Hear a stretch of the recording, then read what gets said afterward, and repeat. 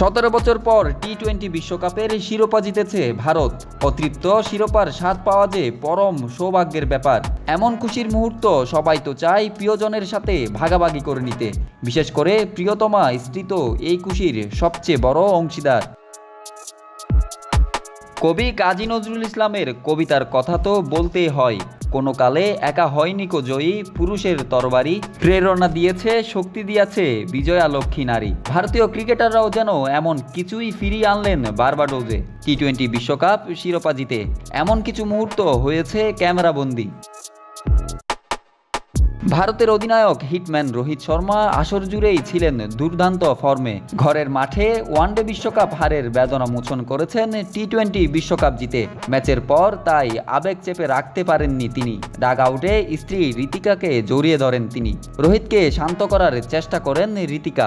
ভারতের দ্বিতীয় টি-20 বিশ্বকাপ জয়ের অন্যতম নায়ক জাসপ্রীত বুমরা হয়েছেন আসরের সেরা খেলোয়াড়। বুমরার স্ত্রী সঞ্জনা গণেশন আইসিসির ডিজিটাল টিমের সঞ্চালিকা।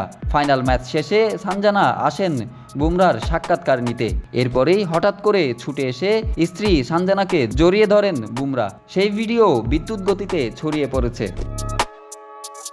ফাইনালের অন্যতম নায়ক বিরাট কোহলি দুর্দান্ত ইনিংসে হয়েছেন ফাইনালের ম্যাচ সেরা। 2023 ওয়ানডে বিশ্বকাপে হারের পর স্ত্রী অনুষ্কাকে জড়িয়ে কেঁদেছিলেন বিরাট। তবে এবার বার্বাডোজে উপস্থিত ছিলেন না অনুষ্কা, তাই ভিডিও কলেই স্ত্রী সন্তানদের সাথে বিরাটকে আনন্দ ভাগাভাগি করতে দেখা যায়।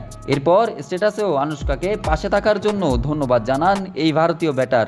এছাড়া ফাইনাল ম্যাচ শেষে দলের অন্যতম গুরুত্বপূর্ণ সদস্য সূর্যকুমার যাদব, রবীন্দ্র জাদেজাদেরও দেখা গেছে স্ত্রীদের আলিঙ্গন করে বিজয় উল্লাস ভাগাভাগি করতে। এই যাত্রায় ভারতীয় ক্রিকেটারদের দেখে হয়তো আরও একটা প্রবাদ মনে পড়ে, প্রতিটি সফল পুরুষের পিছনে একজন নারী থাকেন। Desk report, news now sports.